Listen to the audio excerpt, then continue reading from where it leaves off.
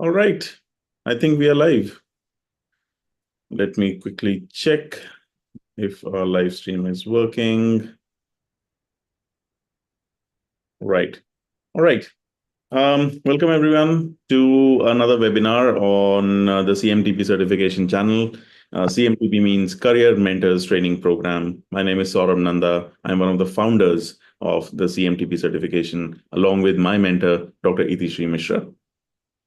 The CMTP certification is certified by SN Mentoring and Map My Career Private Limited and in India. And we are also now tying up with some regulators based out of the UK to make this certification globally recognized for counselors, educators, teachers who wish to guide people on their career pathways.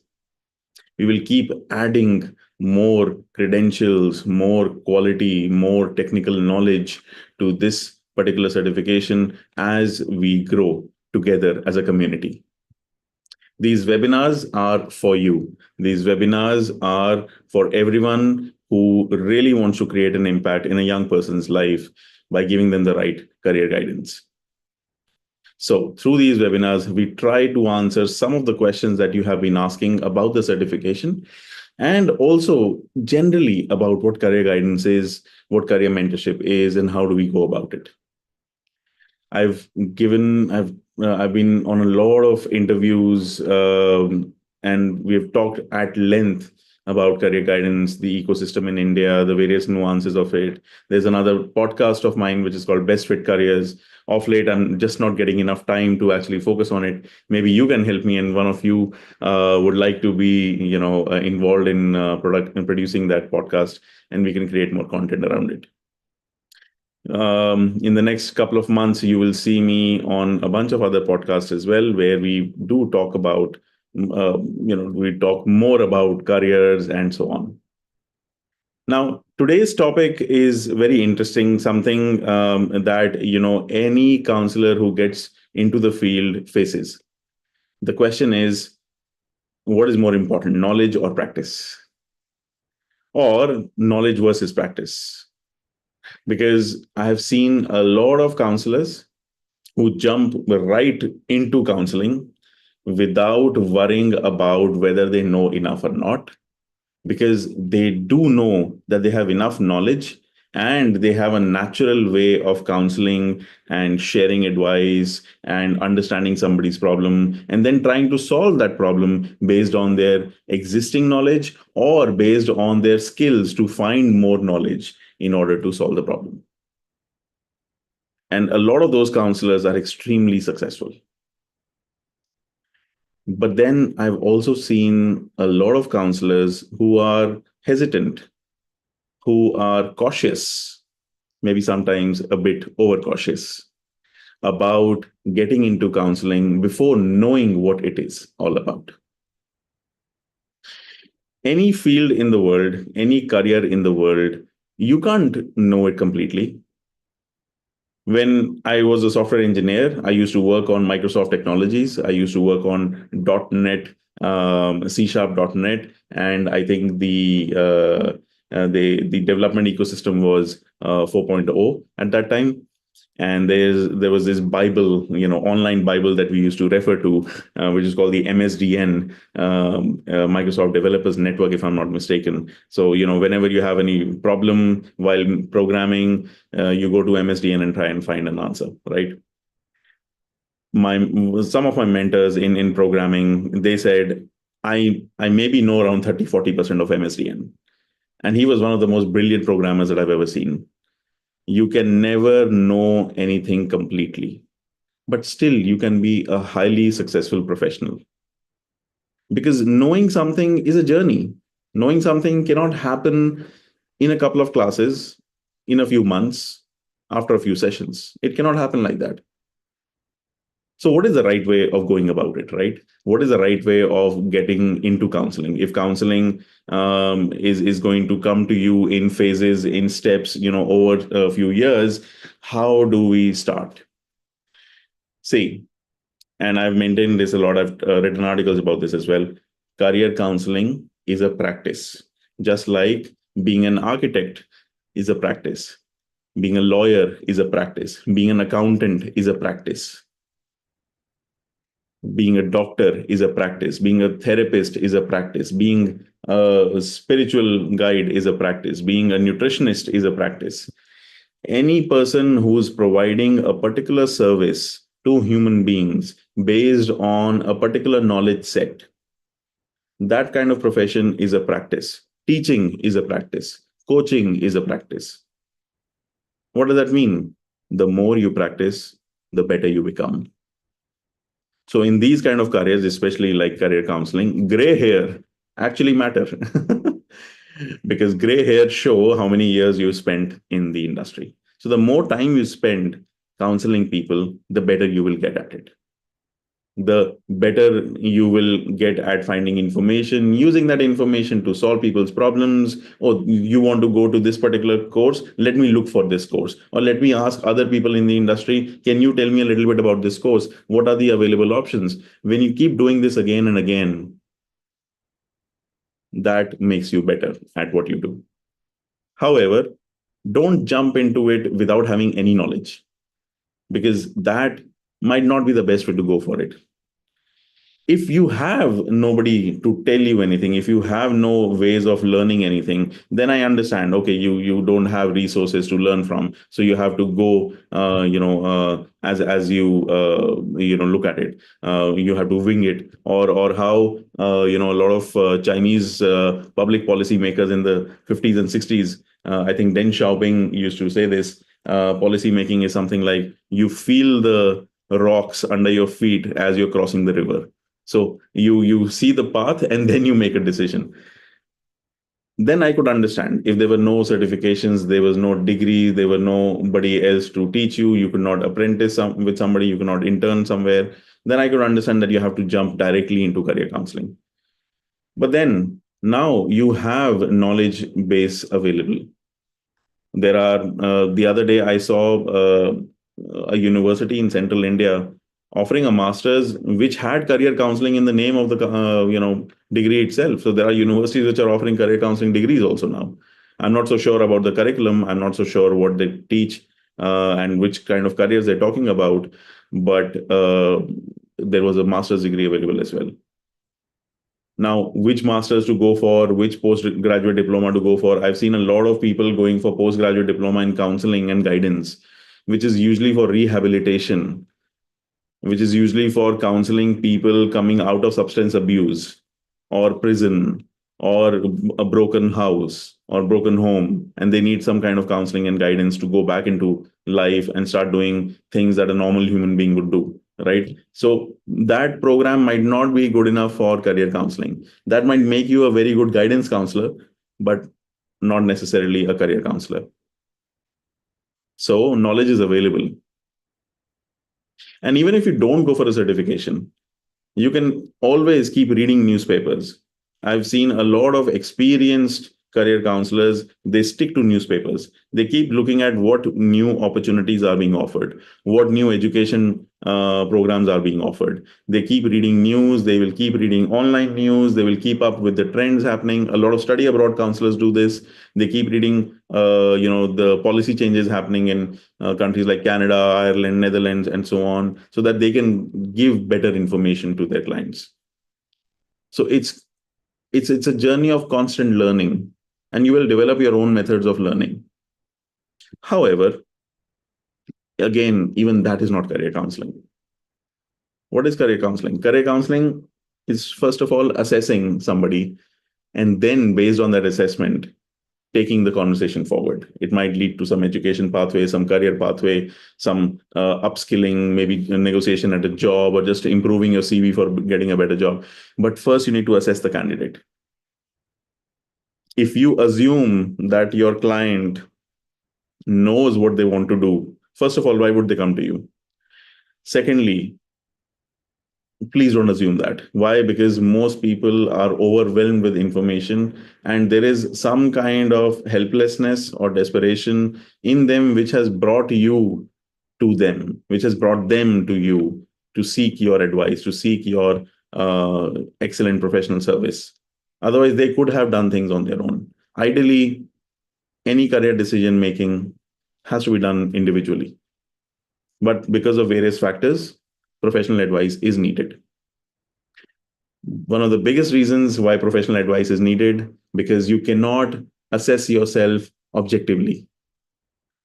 Just because you're scoring good marks in math does not make you naturally talented in math. And that is why we need to do an assessment for numerical aptitude. Now, the previous session that we were doing with the first cohort at CMTP, a very interesting conversation started, a very interesting chat ensued. And the chat was, how do we identify sports talent? And this is one of my favorite topics to discuss, actually. So what is sports? Sports is where you physically develop skills in order to succeed at a game. However, even chess is considered a sport. Electronic games are considered sport. Eating too much food is also considered sport. I'm not talking about those sports. I'm talking about sports where your body is involved physically. So most of the initial level skills that you need to develop are for your body. You need to know your hand-eye coordination. You need to know how to move your hands, how to move your legs, how to balance your body, how to, have fine motor skills, how to use your hands, wrists, shoulders, or legs or joints in order to kick the ball or throw the ball or catch the ball, or maybe something else that is involved in that sport. Those are physical skills that you develop. And that assessment is a very different assessment. It's a physiological assessment. It's not a psychometric assessment. As career counselors, we focus on psychometric assessments. In fact, most of the aptitudes that we measure, hardly any of them will tell you anything about sports, apart from mechanical aptitude, which does tell you about a little bit about hand-eye coordination, about how things work. So somebody having high mechanical aptitude is usually very good at picking up sports as well, or at the same time drawing or using a knife. So all these things are related. The other aptitude, which might give you a little bit hint about you can be good at sports, is spatial aptitude, because you're able to imagine things, visualize things. You might be able to visualize gaps, from where you can go or push the ball or pass the ball, etc. So that is also needed. In fact, I remember reading about Major Dhyan Chand. He's India's, I think the first Hall of Famer in hockey, and probably the most famous hockey player in Indian history. And what he used to, what is said about him, or he said this, I'm not very sure, but what is involved over here is he was able to identify gaps on the hockey field before other people could. He could see where the players are moving and what will happen eventually. So what he would do is he would position himself over there before even the other players knew that they are going to do that. Right? So that was his genius. But that genius comes from your brain. In order to reach that level, first he had to develop physical skills. And only then he started using his mind also a lot in his sports. So after a certain level of development of your physical skills, you will have to rely on your mind, on your intellect, on your intelligence, at the same time on your discipline, strength of thought process, psychological strength in order to succeed. In fact, one of the sports counselors that we work with, he said once, all the young people who have the physical skills, they will automatically move up. But after a certain time, more or less, everyone has the same kind of skills, and everyone has the same kind of, loopholes or problems. Somebody has something in their knee, or some thing in their, joints, or something they have to work on. There is pain here, there is injury there. All those things are more or less same for almost every student. What works for them after reaching that level is how disciplined they are. Because after reaching a particular level of expertise, physically speaking, your growth happens very slowly. After putting in hours and hours of effort, a very small amount of increment in your quality will happen. But that very small amount of increment is the deciding factor between you winning or the opponent winning. I also like to give, an example. And again, this is live stream, so I don't know if I'm going to be correct or not. And guys, please help me over here. So I love this movie. There is this very famous movie about F1, and it is about the rivalry between these two fantastic, amazing F1 drivers. One of them is Niki Lauda. He's an Austrian, and the other one I think is James Hunt. He's a Britisher. So now Niki Lauda is this really smart engineer who wants to drive a car really fast. He's also rich, so he's able to put himself into a team, and then through his discipline, he's able to win. Through his understanding as a mechanic, he's able to improve the car. He's able to design the car for himself and take it forward and beat everyone else in that process, because he's extremely smart and he's dedicated. So physically, he's taking himself to the limit. Okay, he's practicing, he's training very hard, he's maintaining his diet, he's maintaining his mental calm, and then he's pushing. But there are other people who are just naturally gifted. James Hunt is one of them. James Hunt becomes his chief rival. Why? Because James Hunt cannot beat him. And then James Hunt decides, okay, I'm not just going to rely on my natural talents anymore, but I'm actually going to be disciplined enough. I'm going to give it the same amount of effort that Niki does. And eventually he does beat Niki Lauda, and he does take a world championship, but just one, I think. Whereas Niki Lauda wins many, many world championships. He's one of the greatest all-time F1 drivers ever. The interesting thing about James Hunt is he also represented England internationally in football, or at least one of the major clubs in England. He played for them.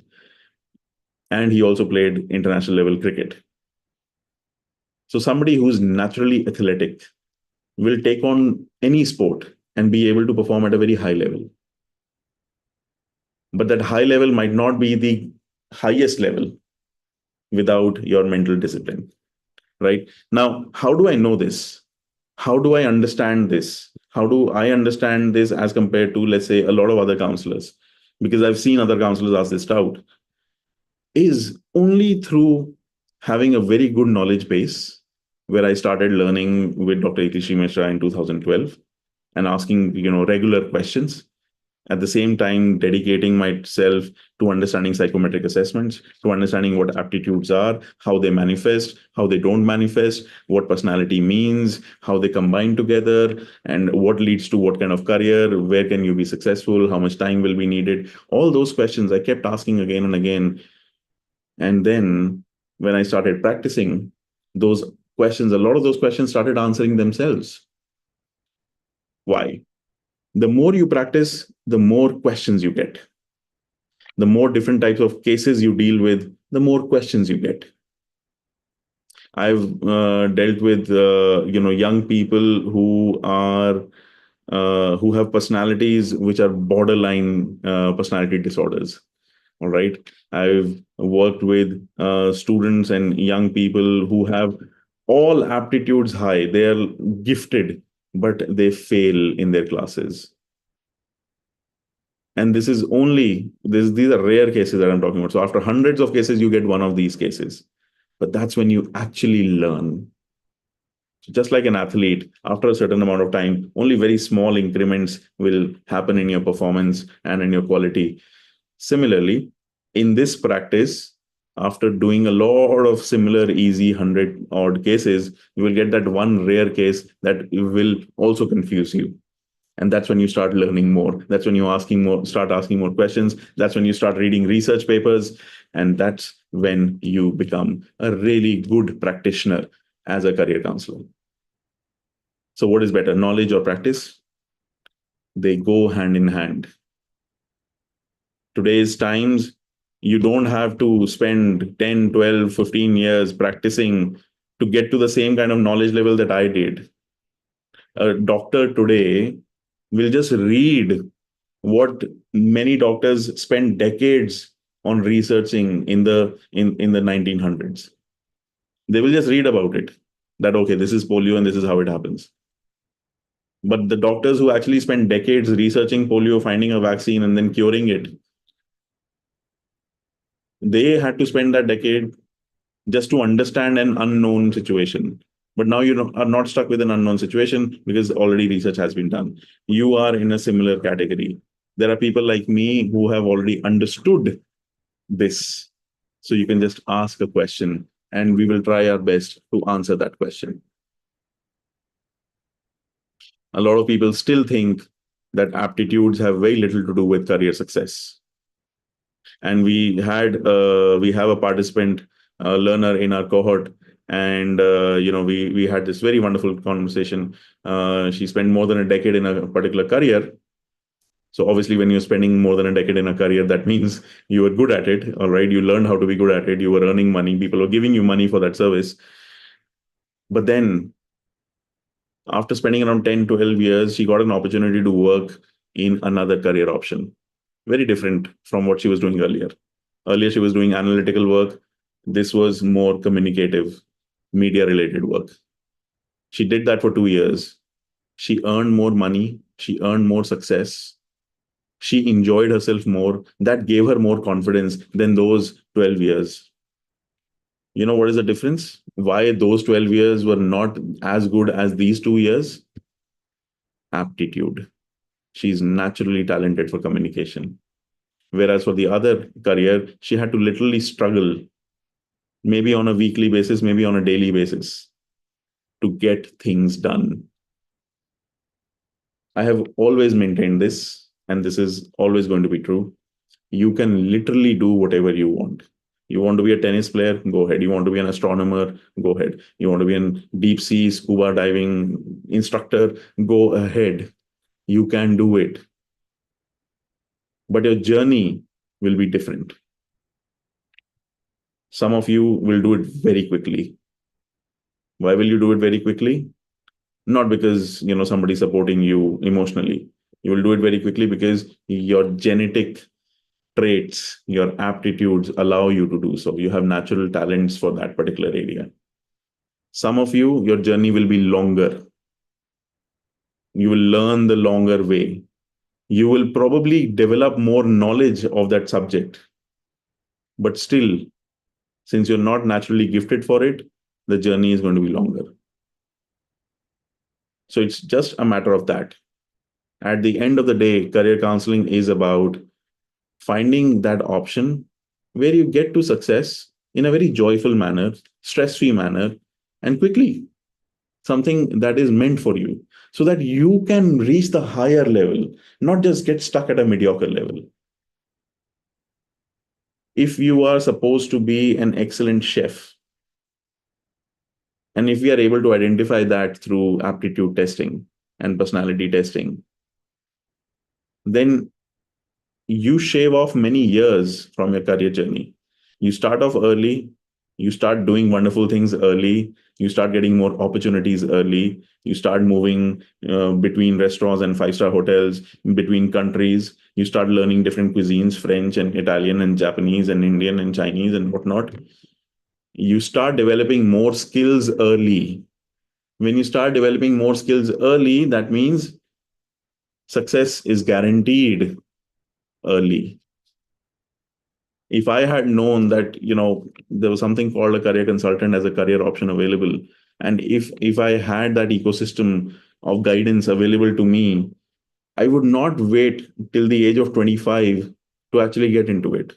And even then, I would say 25 is not a bad age at all to get into career counseling or to, start learning the art of career counseling. But then I could have started at the age of 18. And this journey, this video that I'm making today, this video I might have made 7, 8 years earlier. Time is precious. Why do you want to waste it? Especially in a world which is technologically so advanced, where we can accurately use our knowledge that we have developed over the last 200 years to understand psychology and understand human behavior and understand brains. Why don't you want to use that? Use that for yourself, use that for others. And that is how you become a very good career consultant. That is how you develop a good practice, an ethical practice, a professional practice. That is how you get clients without marketing. So I hope this was a good webinar. This was a good session for all of you to understand the difference between knowledge and practice, and why you need to maintain a balance. Depending on where you are in life right now, actually, it doesn't matter where you are in life right now. Start learning, build a knowledge base, and then after a few months only start practicing, because otherwise you will never apply that knowledge. I've seen so many people just keep collecting degrees. They don't apply any of that. What is the use of that? Who are you trying to prove that you are a doctor also, a lawyer also, engineer also? At the end of the day, you're still struggling for UPSC jobs. I've seen so many people like that. So what is the point of all that? Right? And at the end of the day, because they've absorbed so much knowledge, they end up becoming teachers, which is again an absolutely fantastic career option. What if somebody had already told them that you'll be a fantastic teacher? Choose one area. All right, just one thing. Keep studying, become an expert, and you'll become a fantastic teacher globally. That is how powerful career counseling can be. I hope this made sense to you. This helped you. This is going to help you in the future also to make better career decisions for yourself and for others. Well, I enjoyed it a lot. If you have any questions, please do ask. And if you're not having any questions right now, it's absolutely okay. You can always reach out to us. We will add description in the YouTube video. And well, looking forward to interacting with you in person sometime in the CMTP's class. So do let us know how we can help you make a decision to join our next cohort. By the way, our next cohort is going to happen after Diwali, after much argument and discussion internally. We've decided to okay, take it slow till Diwali, and then after Diwali we'll start the next cohort when everyone's free, because a lot of future participants express this interest.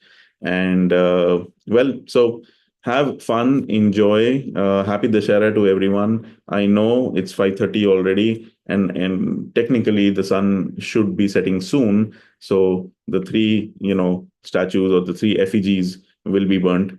I hope all of you enjoy that spectacle. May truth always triumph. May good always triumph over evil. May you have a wonderful weekend. Happy Dashera.